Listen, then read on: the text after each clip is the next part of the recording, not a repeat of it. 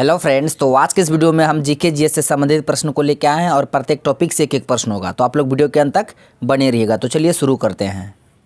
पहला प्रश्न है, भारत की स्वर्णिम चतुर्भुज परियोजना किसको जोड़ती है, ये आपको बताना है। तो याद रखिएगा, यहाँ से जितने भी प्रश्न बनेंगे स्वर्णिम चतुर्भुज से संबंधित हम सभी को बताएंगे, सिर्फ आप लोग को ध्यान से सुनना है। पहले हम एक भारत का मैप बना लेते हैं, रफ मैप बना लेते हैं।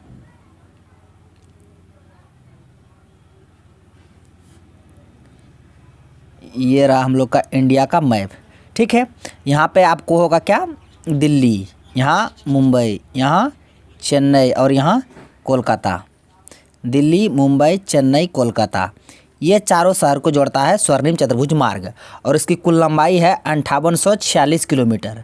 5846 किलोमीटर स्वर्णिम चतुर्भुज मार्ग की कुल लंबाई है। और किसको किसको जोड़ती है, तो यहाँ होगा आपका दिल्ली, यहाँ आपका मुंबई, यहाँ आपका चेन्नई और यहाँ आपका कोलकाता। यानी दिल्ली, मुंबई, कोलकाता, चेन्नई को स्वर्णिम चतुर्भुज परियोजना जोड़ते हैं चारों शहर को और उसकी कुल लंबाई 5846 किलोमीटर है। तो इसका जो आंसर होगा ऑप्शन ए, दिल्ली, मुंबई, चेन्नई, कोलकाता। बाकी तीनों ऑप्शन गलत है, आपका आंसर ऑप्शन ए हो जाएगा। किसको किसको जोड़ता है, तो ये चारों शहर को याद रखिएगा और इसकी कुल लंबाई कितना है, तो 5846 किलोमीटर है। प्रश्न है, मुद्रास्फीति के दौरान मुद्रा का मूल्य क्या होता है, बढ़ता है, घटता है, स्थिर रहता है, इनमें से कोई नहीं। मुद्रास्फीति, इसको बोलते हैं अंग्रेजी में इन्फ्लेशन। क्या बोलते हैं, इन्फ्लेशन के दौरान मुद्रा का मूल्य में क्या प्रभाव पड़ता है, मुद्रा का मूल्य में क्या प्रभाव पड़ता है, घटता, बढ़ता, स्थिर रहता है, इनमें से कोई नहीं। तो याद रखिएगा, मुद्रास्फीति इन्फ्लेशन में क्या होता पता है, जो लिक्विडिटी होता है, तरलता होता है, वो सबके पास बहुत अधिक हो जाता है। मतलब सबके पास देखिए रुपये होगा, रुपया होगा, रुपया होगा। जब सबके पास रुपया हो जाएगा तो रुपया का जो है वैल्यू नहीं करेगा, समझ रहे हैं ना, कदर नहीं करेगा, वैल्यू नहीं करेगा।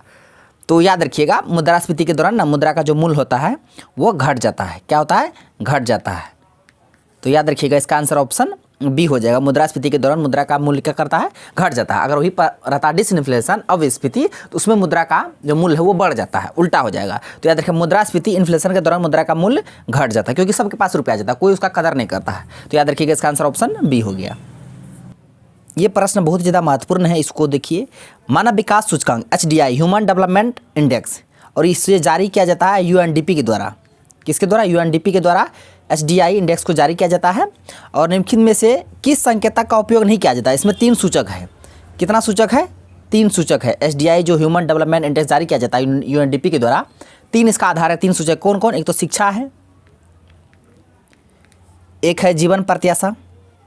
ये प्रश्न UPSC की एग्जाम पूछा गया, बहुत सारे एग्जाम पूछा गया है। याद रखिएगा, इसका सूचक कितना है, 3 आधार है, 3 सूचक है, शिक्षा, जीवन प्रत्याशा और एक per capita income, per capita income PCI, प्रति व्यक्ति आय। ये 3 इसका मुख्य आधार है। अब प्रश्न बोला गया कौन इसमें से नहीं है, किसका संकेतक नहीं है। जीवन प्रत्याशा है, शिक्षा है, प्रति व्यक्ति है यानी प्रति व्यक्ति आय, पर कैपिटा इनकम है।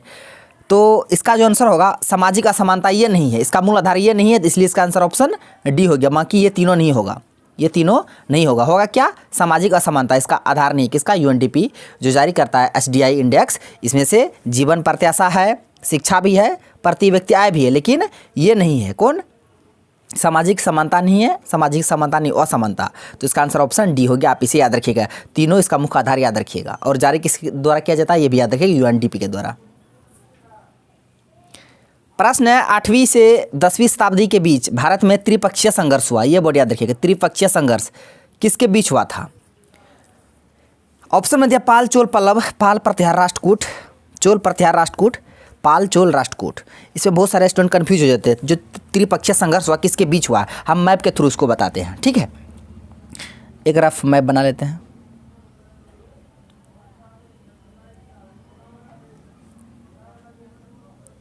चलिए, ये इंडिया का मैप।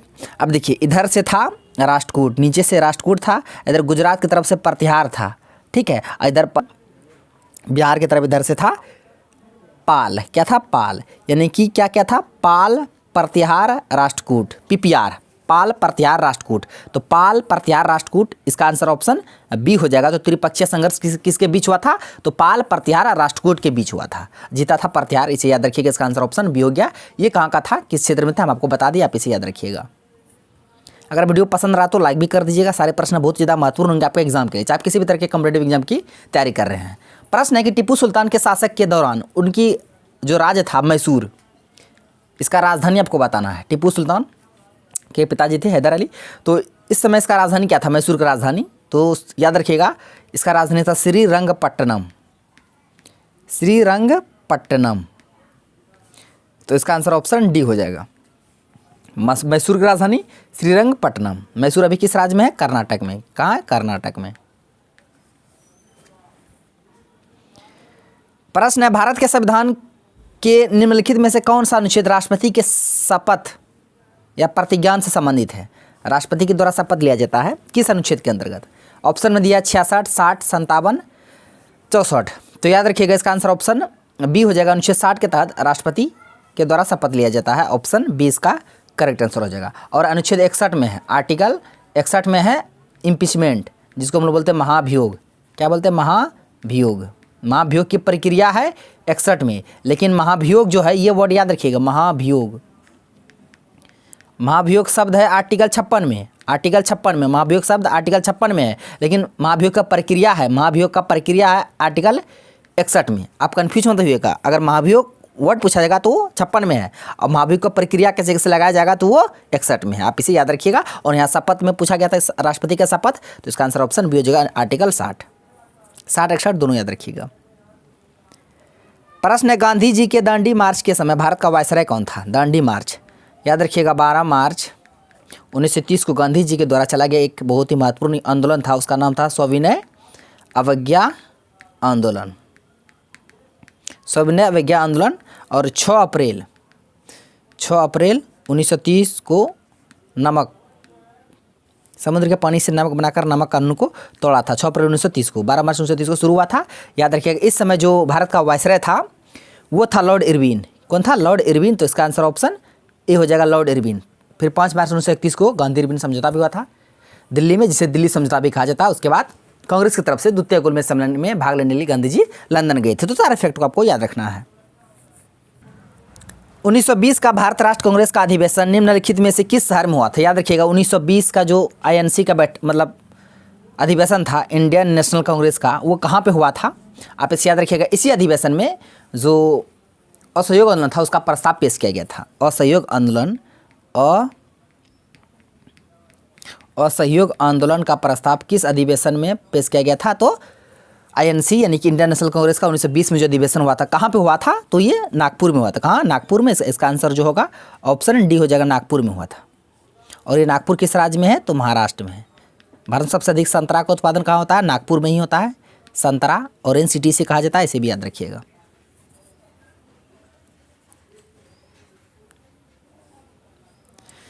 भारतीय संविधान के किस अनुच्छेद में शोषण के खिलाफ मौलिक अधिकार है। शोषण के खिलाफ, शोषण के विरुद्ध अधिकार आर्टिकल 23 से 24 में है। तो इसका आंसर ऑप्शन डी हो जाएगा। 14 से 18 समानता का अधिकार है, समानता, राइट टू इक्वलिटी, समानता का अधिकार है। 19 से 22 स्वतंत्रता का अधिकार। 29 से 23 में क्या है, तो याद रखिएगा शिक्षा एवं संस्कृति का अधिकार, शिक्षा एवं संस्कृति। आर्टिकल 29 से 30 सबको याद रखना है। तो यहाँ पे पूछा था शोषण के विरुद्ध, तो इसका आंसर ऑप्शन डी हो जाएगा, अनुच्छेद 23 से 24।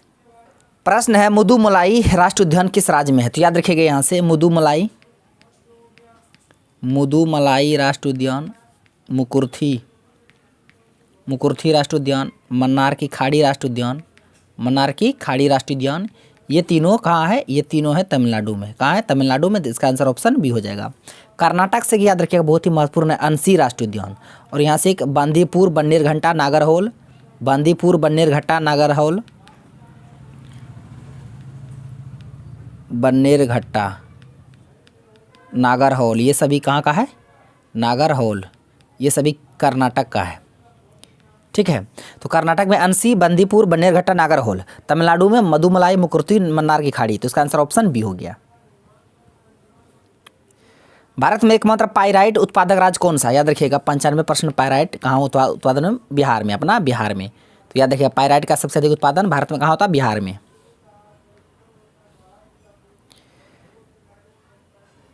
प्रश्न है, किस भारतीय राज्य ने 3 देश नेपाल, भूटान, चीन के साथ अपनी सीमा साझा करता है। तो देखिए यहाँ से एक रफली हम डायग्राम बना लेते हैं।